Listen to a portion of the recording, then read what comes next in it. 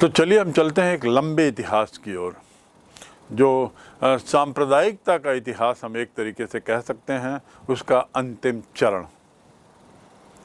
चरण की हम बात कर रहे हैं। कुछ विद्वानों का मानना है कि विभाजन जो है वो एक सांप्रदायिक राजनीति का हिस्सा था। सांप्रदायिक धर्म के नाम पर की जाने वाली राजनीति का अंतिम बिंदु था। धर्म के नाम पर की जाने वाली राजनीति का अंतिम बिंदु, और जिसकी शुरुआत 20वीं सदी के प्रारंभ में देखी जा सकती है, अर्थात सन 1905 में जब मुस्लिम लीग की स्थापना होती है, और वह भी अंग्रेजों के शाह पर। तब से हम देख सकते हैं धार्मिक राजनीति का इतिहास। 1857 का महान विद्रोह, उसमें हिंदू मुस्लिम एकता तो बड़ी स्पष्ट थी। हिंदू मुस्लिम एकता ने बिल्कुल स्पष्ट कर दिया था कि यदि हिंदू मुसलमान ऐसा पारस्परिक सहयोग और पारस्परिक सद्भावना रखें तो अंग्रेज शासन ज़्यादा दिन नहीं चलेगा, उनका साम्राज्य ज़्यादा दिन सुरक्षित नहीं रहेगा। इसलिए 1857 के बाद अंग्रेजों को ये भय सतत सता रहा था कि हिंदू मुस्लिम एकता, जिसका प्रदर्शन 1857 में इन विद्रोहियों ने किया था, वह यदि नहीं दोहराना है तो हमें इनके बीच में एक गहरी खाई बनानी होगी, मतभेद उत्पन्न करना होगा।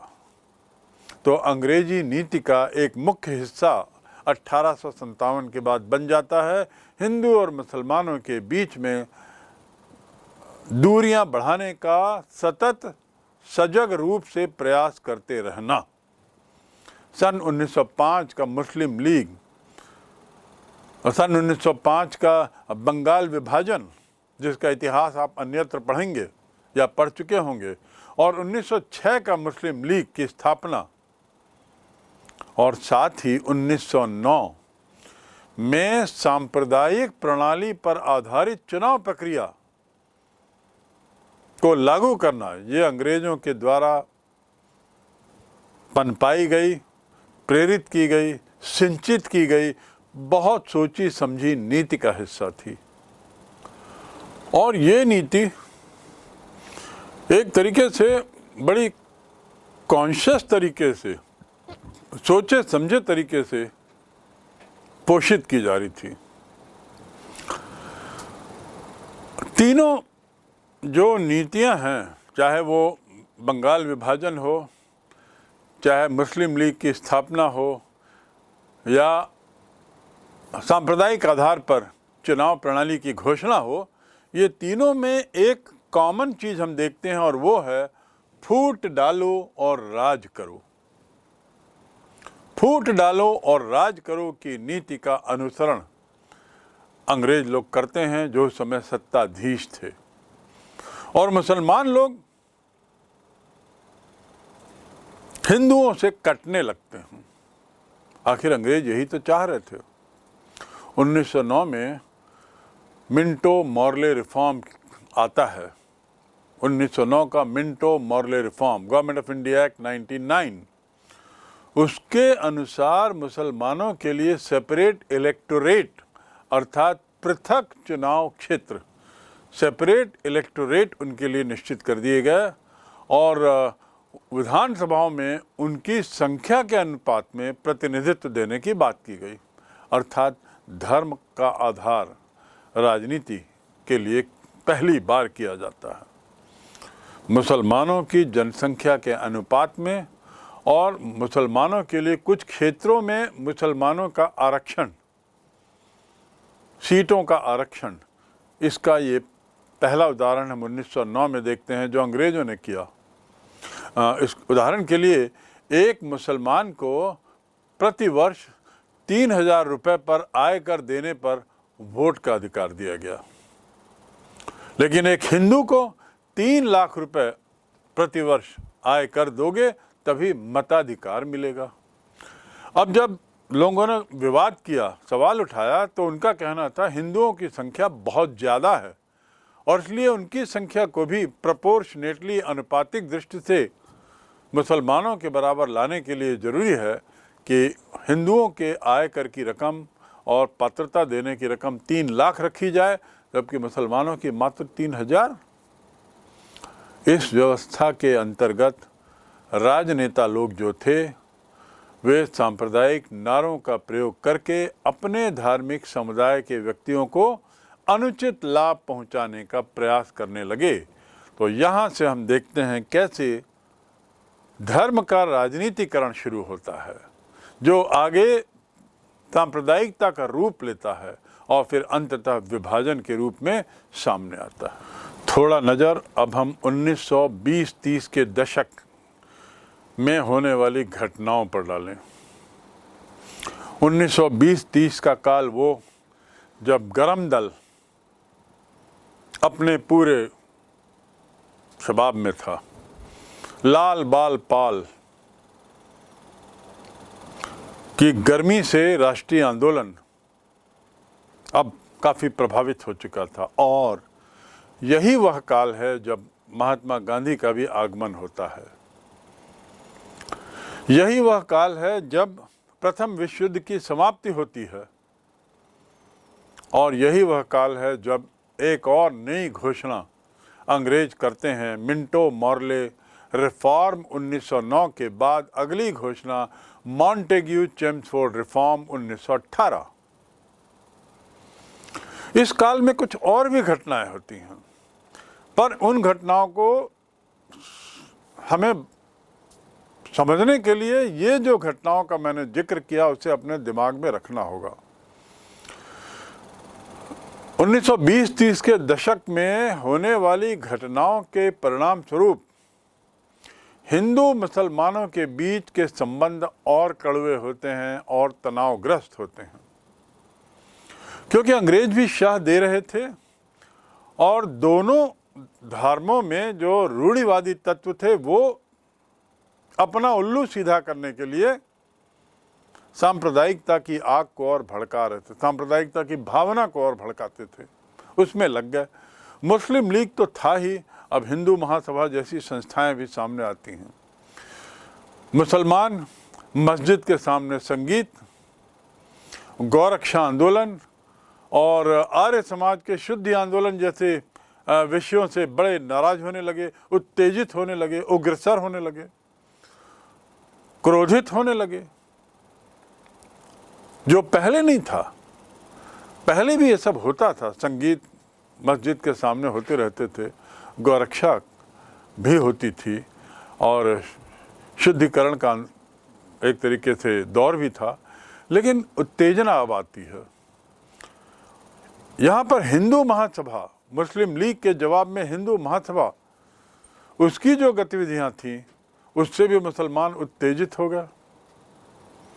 दूसरी ओर सन 23 के बाद लीग अर्थात प्रचार और तंजीम अर्थात संगठन, इन संगठनों की गतिविधियां हिंदुओं को उत्तेजित करने लगी।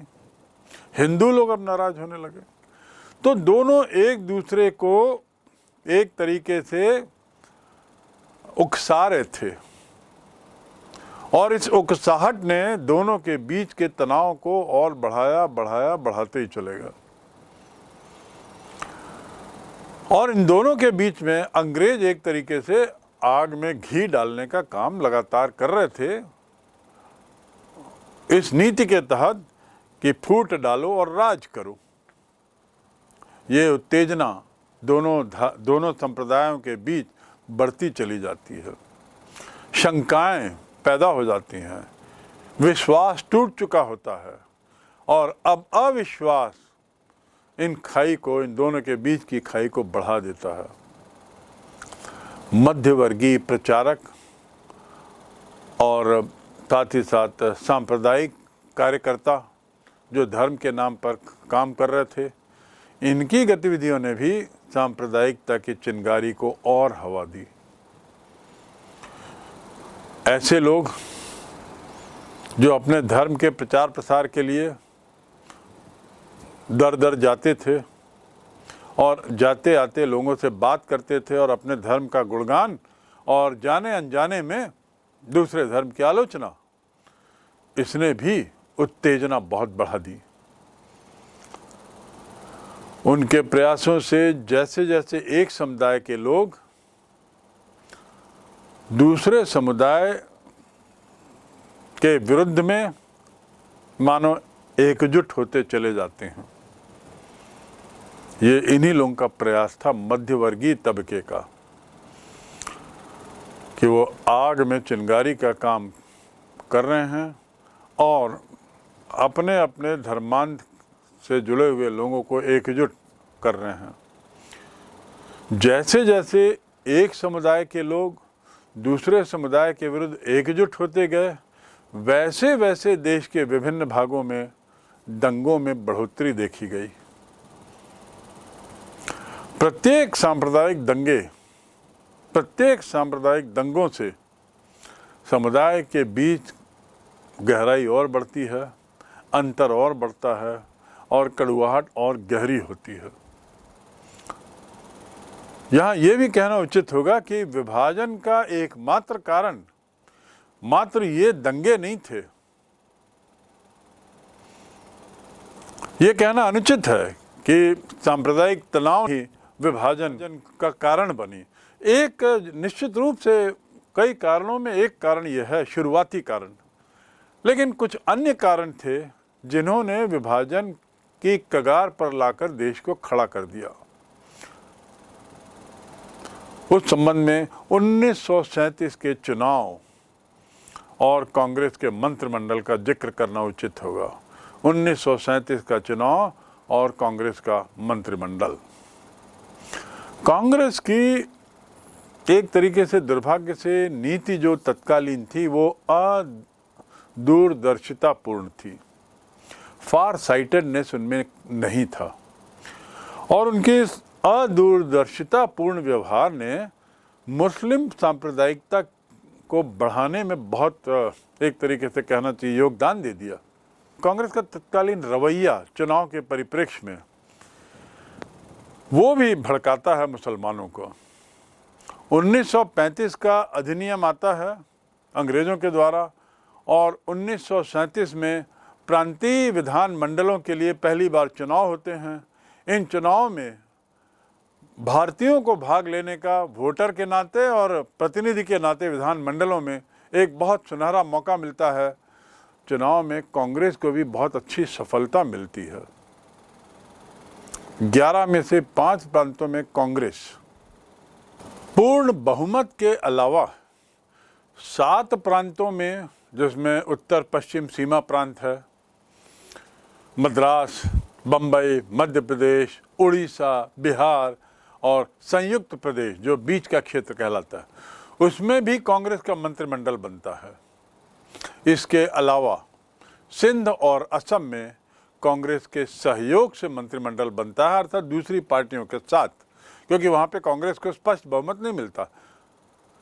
केवल पंजाब और बंगाल ऐसे राज्य थे जहाँ गैर कांग्रेसी मंत्रिमंडल आते हैं।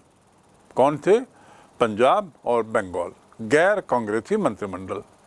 पंजाब में यूनियनिस्ट पार्टी आती है और बंगाल में कृषक प्रजा पार्टी। और कृषक प्रजा पार्टी भी अकेले नहीं, मुस्लिम लीग के साथ वो मंत्रिमंडल बनाती है।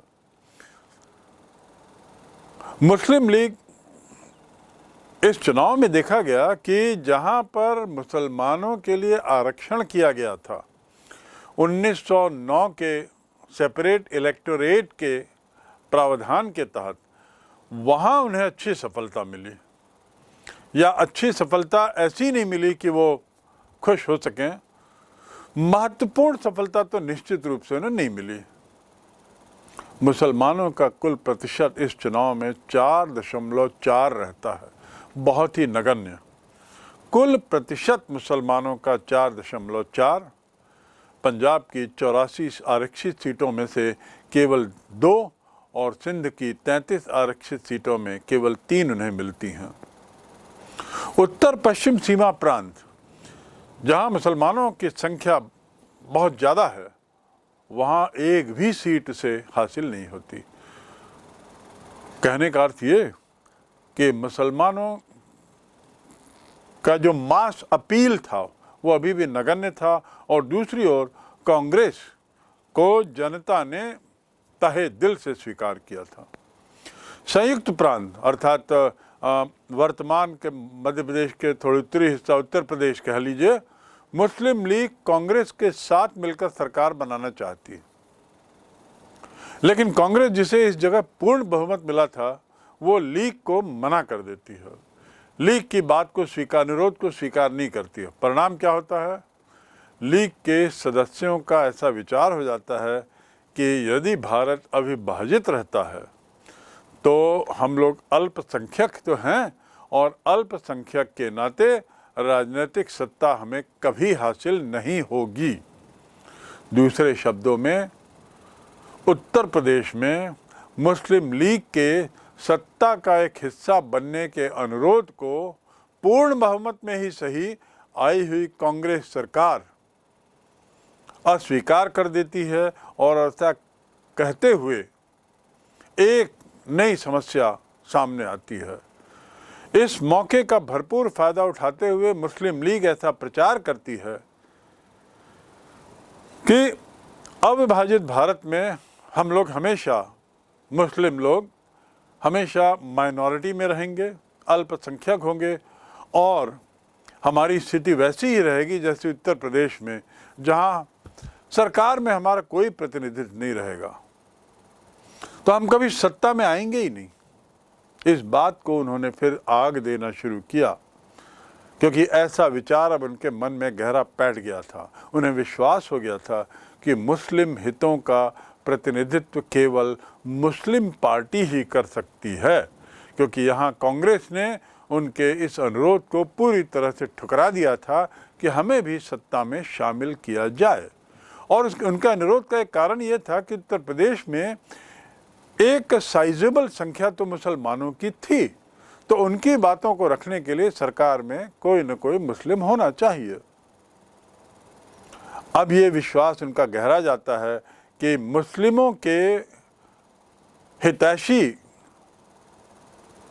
अब केवल मुस्लिम पार्टी ही रहेगी, उसका मुस्लिमों के हित का प्रतिनिधित्व केवल अब मुस्लिम पार्टी ही कर सकती है, और वो मुस्लिम पार्टी अर्थात मुस्लिम लीग।